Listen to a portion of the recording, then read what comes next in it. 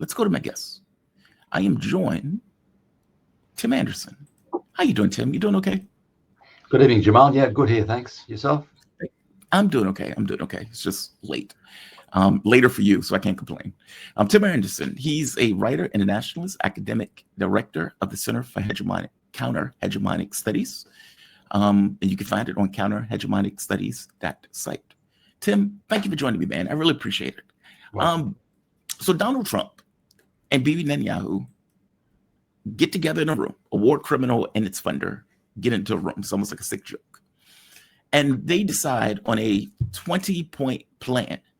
Now, this 20-point plan goes after Palestinians. There's very little in this about Israel at all. All of this is Palestinians must do this. Palestinians must do that. We will do this. We will do that. No Palestinian has been consulted for this.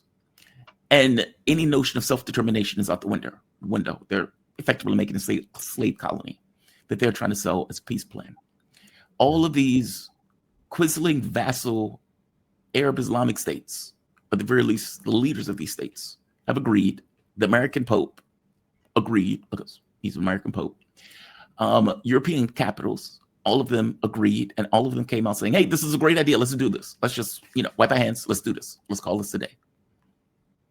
Before we step further into this stuff, give me your take on the plan in and of itself. I mean, I'm calling it a plan, but it's basically an ultimatum.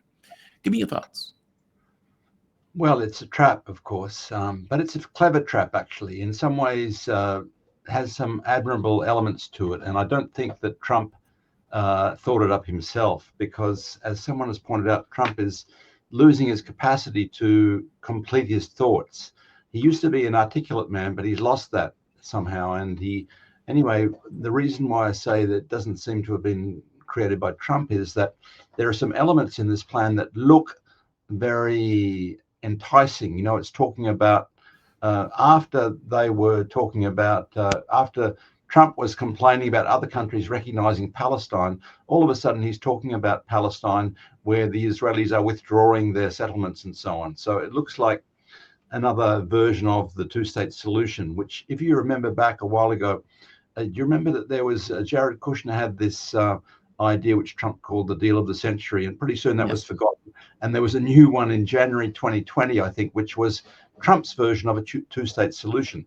It was a terrible thing. It was like a Bantustan in South Africa, but nevertheless, at the end of Trump's first term, he was talking about and resurrected this myth of two states after he tried to legitimize settlements in Jerusalem and the Syrian Golan and so on. Nevertheless, he reverted back to that idea in January 2020 of two states, which is spoken about by most of the people in the international sphere, because it's been in the Security Council for decades, basically. I think it's a dead dog myself, but anyway, nevertheless, Trump went back to it because it's this sort of perpetual myth that's held up in front of people. Well, his current plan, or ultimatum, as you correctly put it, is really has some of those characteristics of it. It's saying, here is something where the aid will flow again, the war will stop, the prisoners will be returned home, and so on. All of these things that look rather enticing at face value. But when you look a little bit closer, of course, it is, as you've said, a complete denial of self-determination. The appointment of Tony Blair as pro-consul, US pro-consul, basically no sense of democracy at all. Of course, the Palestinians weren't involved at all. That hasn't stopped the corrupt traders in the Palestinian Authority accepting this, because their argument is, well, if it's going to stop the killing and so on, then that's the immediate concern. But the problem is, it is a demand for complete surrender, effectively, of Palestine, in the guise of presenting both the West Bank and Gaza as areas from which the Israelis will withdraw. In other words, it seems like it has, this sort of cruel carrot and stick version of a two-state still there, basically. But of course, it is a trap, and the aim of it is basically to try and shift all the blame, try and distract from the crimes that the Israelis are carrying out with US direct complicity, and shift all the blame onto Hamas for all sorts of failures, on the basis that, look, I think they tried this with Arafat too. You recall in the past that the reason why there wasn't two states was because of the Palestinians. Arafat was offered this and that in 1990, whatever it was, and he refused it. Well, in fact, they were never offered a proper state with any sort of sovereignty. So that's fake. But this blame shifting has a very long history in US-Israeli relations with the Palestinians, and that's what this is now. It's a trap trying to force a necessary rejection by Hamas, which I'm not sure if it's come yet, but it certainly will be coming, because really it implies a complete surrender of any idea of a Palestine. And of course it shows up the collaborators, as you pointed out, like all of these Western European countries, Australia and so on, saying this is great, we'll go along with this. Their recognition of Palestine means, what does it mean? Nothing to do with a self-determined or democratic state of Palestine where the Palestinians themselves decide. And let's remember, the Palestinian Authority has not been elected in more than a couple of decades. Basically, the last time they had an election, Hamas won, basically, and all of the states, including my own state, the Australians, are saying Hamas can't be part of this, the resistance groups can't be part of any Palestinian state. But Tony Blair can, apparently. So this is what they regard as recognizing a Palestinian state, is some sort of protectorate by Lord Blair of Baghdad, basically. And really the aim is to shift the blame onto Hamas, shift the attention away from the crimes that are being carried out. And that's really what it is, a terrible trap, a clever trap in some ways, but a trap for the Palestinian resistance. I agree. And there's no protections in it at all. And, you know, if you look just back on, if you have the memory longer than a hamster, and you think back, every deal that Hamas was willing to accept, even going back to the Biden administration, by the way, Israel found a way to get rid of Matt Miller. That criminal, Matt Miller, even came out after Joe Biden's presidency failed. He was like, look, any deal that we tried to construct, Netanyahu effectively ended. But what did the U.S. do? At every instance that Israel would reject the deal, Hamas is at fault. You know, if it wasn't for Hamas, we would have had a deal right now. Meaning, regardless of what Israel did, despite the fact that Israel will blow off the deal, they would always blame Hamas. And if you look at this, they've told us, Netanyahu and Trump have said there's not going to be any sort of Palestinian state, autonomous Palestinian body. Now along comes this deal that suggests like there's some sort of autonomous Palestine involved in it. How can you believe it from people who've been telling us that and who've been attacking the other, people trying to sit on the fence and say, we want to recognize a Palestinian state. And now they're talking about effectively some sort of autonomous Palestinian body, which neither of them have shown any sign of respecting in recent months, recent years. Yeah. And Netanyahu, before even leaving, like even getting out of the United States, comes out and says this. And of course, he says it in Hebrew. I'm going to play this clip and listen to what he says. In fact, I'll read it just because he's saying it in Hebrew, but I'll give the interpretation. Prime Minister, it was an excellent visit, beginning of the UN as well as ending in Washington. This is my fourth visit at Washington since President Trump took office. This is a historic visit. Instead of Hamas isolating us, we turned the tables and isolated Hamas. Now the entire world, including Arab and Muslim world, is pressuring Hamas to accept the terms we set with President Trump to release all the hostages, both living and deceased. That is an interesting point that he's making, by the way, because he's right. And it's what we're saying, that Israel was effectively isolated with all of the pressure that was taking place in these European capitals, even America. The point of view shifted dramatically. And you can imagine that in those Arab states, there was all sorts of people who hated that their government was effectively going along with this. And so now that you got the deal, or this deal comes up, well, all of the European capitals are like, hey, this is great. And in 50, 100 years, we might get a Palestinian state. And then those Arab Muslims say, hey, this is great. It's a deal. Meaning it's their way of trying to release pressure that has been building up as the world has been watching them murder innocent women and children, which is what he's pointing out here. Let's keep going. Looking for a way out. Sure. He says, while the IDF remains in the strip, who would have believed this? After all the people constantly say, quote, you must accept Hamas's terms, get everyone out, the IDF should withdraw, Hamas can recover, and the IDF could withdraw. It can all rehabilitate the strip. He says, no way. On the contrary, President Trump, we refuse to give Israel full backing to complete. I'm sorry. I screwed that up. On the contrary, he would give Israel full backing to complete the military operation and elimination of Hamas. This is why I think it was an excellent visit. And this is the key point. Absolutely not. It is not written in the agreement that we would strongly oppose a Palestinian state.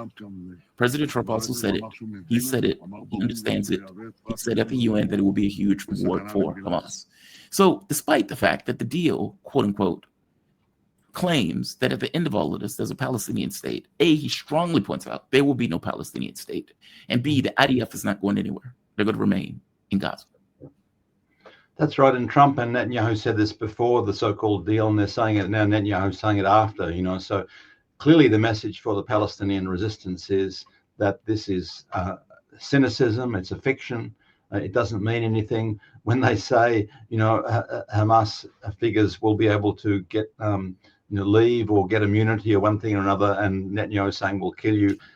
They know very well this is what they did in Qatar, wasn't it? He will have negotiations in Qatar, then the Israelis come and try to kill them in Qatar. So the record of Trump and Netanyahu is much the same, basically. And Netanyahu is, again, jubilant and emboldened by the fact that the Trump administration is letting him do anything that he wants, basically. And this is just a new trick to try and divert attention from the crimes that the Israelis have carried out. Unfortunately, a lot of regimes are falling for it because, as you say, they're looking for some pressure valve. They're looking for some alternative. They want some easy way out, basically. And so all of the weak characters in the Western governments that want to be aligned to the US and to the Israelis, but they're trying to find some other way. They've fallen for this one very quickly. I think people will forget this. In a month or two, people will forget this. But in the short term, it's going to distract a lot of attention, and in particular, attention away from the crimes that the Israelis are still carrying out today in Gaza and in the West Bank as well. Let's remember there's some serious ethnic cleansing going on in the West Bank. They've virtually cleared out Jenin. They're still trying to cleanse Hebron, Al-Khalil. So there are a lot of crimes being committed in the West Bank at the moment. And they want to get back to bombing Lebanon again. And you may have seen also that the Israeli troops have been capturing some of Jolani's gangs, so-called general security forces in Syria too. So they're trying to consolidate their hold on the south of Syria. In other words, Netanyahu is trying to get away with as much as he can while Trump is still there. Of course, the Israelis are always paranoid. They're always looking to see if there's going to be any change in Washington. But for now, Trump is this great gift to Netanyahu, who is basically creating the cover, the diplomatic cover, as well as providing the weapons and the money and the rest of it. The US is up to its neck. It was with Biden, but it's up to its neck in the crimes going on now. And this latest thing is another extension of that, basically. To make this even worse, or at the very least to make it even clearer in regards to what's happening right now, listen to what Netanyahu says about this, because I think this is one of the key points also. We make this argument that if Israel breaks the deal, the U.S. is not going to respond. The U.S. is only going to blame Hamas. That's what they've done in the past, and that's what they would do in this deal. Listen to what Netanyahu says. But if Hamas rejects your plan, Mr. President, or if they supposedly accept it and then basically do everything to counter it, then Israel will finish the job by itself. This can be done the easy way, or it can be done the hard way. I mean, imagine in the middle of murdering as many women, children, kids, starvation, imprisonment, and your response is, well, we will finish the job. That's amazing, right? Like, finish, what's the job that he's planning on finish? Murdering everybody who's there? Well, he said it before, and I think Trump said it before too. Trump said, let him finish the job. I think it was one of the first things he said after taking office, basically. So these are repeated themes. This is the real message coming through, basically. In other words, the deal means nothing. It's a cover for doing what they've been doing for a long time, which the world is revolted at. The world is still revolted at it, really. But as you pointed out, these various weak regimes that are hanging on to the coattails of the US in virtually everything are giving some additional credibility to it, unfortunately. And that's why I say it's a very clever move by the Trump administration. I don't know who wrote it for him, but someone more clever and more articulate than Trump has done it. I've heard also that the media in the US is presenting this also in a very clever way, as though it's something that comes from Trump and not from Netanyahu. and that somehow or other Trump is being, Netanyahu is being reluctantly persuaded to accept it, basically. But of course, it was worked out with the full Israeli compliance. Yeah, agreed. So Hamas, or one of the Hamas officials, have apparently come out and said, we are going to reject this deal. Right here. Hamas officials tell BBC will reject Trump's ceasefire plan. Gaza leader signals mixed messages. Many other groups that were in Gaza have rejected the deal outright. This took place yesterday. People were waiting on what Hamas was going to effectively say about it. I mean, it almost, to me, doesn't matter what Hamas says about it. Even if they accept the deal, do they honestly believe that they would go through with this plan in any kind of honest, earnest way? And the idea that you're putting a war criminal, Tony Blair, Zionist, Donald Trump, who funded this genocide, on some kind of body over top of the Gazans is outrageous. It's just outrageous. Well, there's no question of the resistance groups in Gaza or anywhere in Palestine accepting the deal, despite what the Palestinian Authority is saying. As I pointed out, no one elected the Palestinian Authority, not in recent decades, basically. They don't speak for the Palestinian people. Most Palestinian people, over 80%, want Mahmoud Abbas to resign. They've said that in polls, in recent years, basically.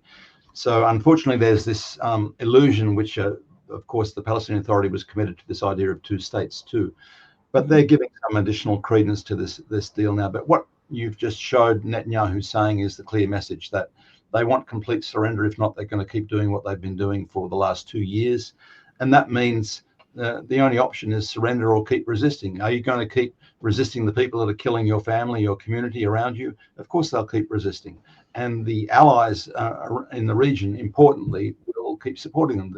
In Yemen, they will keep supporting them.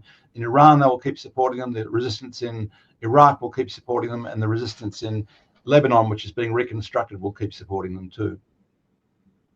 What do you think happens with this? I mean, obviously, the European capitals are jumping in because they're trying to say, hey, we have a deal. And if and when Hamas turns this deal down, that they could say, oh, see, the bad Hamas turned it down. But will the publics in those European capitals accept the leadership? I mean, obviously, the leadership in Europe is for this genocide. They've been for it the entire way through. Their issue is the pressure that they're getting from the public on this, in which case they're like, oh, this is impolite when you murder a starving baby. Will the public in Europe accept this? Because some of the European regimes had shifted slightly, but genuinely, it seems, because the rhetoric was turning into action when it comes to Spain, when it comes to Slovenia, when it comes to some of the other European islands, some of the other European powers. They've sent some of their naval ships with the flotilla that's still making its way towards Gaza. So that sort of pressure has been important in Europe. So it will confuse people. Many of the European regimes will reach out to it, but it will confuse people temporarily. But they'll see very quickly that the Israelis are doing the same thing they've been doing for 2 years. Unfortunately, it's going to mean a lot more lives, because we know that in the order of several dozen people are being killed every day in Gaza, and that hasn't changed. Yeah, that's unfortunate. It's just deeply unfortunate. No doubt they will keep resisting. They have limited means, but incredibly, of course, the problem is that they can't be as brave and as persistent as the Gaza resistance is. It can't deliver a knockout blow to the Israelis because of all the foreign support that's been mobilized. That's mainly it. Really, they have effectively destroyed the Israeli military, but the Israeli military has been propped up by all of this foreign support, undermined to some extent by the European misgivings, But nevertheless, I think it's been my opinion for some time that the regional resistance is going to be important in bringing this to an end. If this is to be brought to an end, there has to be a serious military crushing defeat on the Israelis, and that's only possible by Iran and its regional allies there in support of the Palestinian resistance.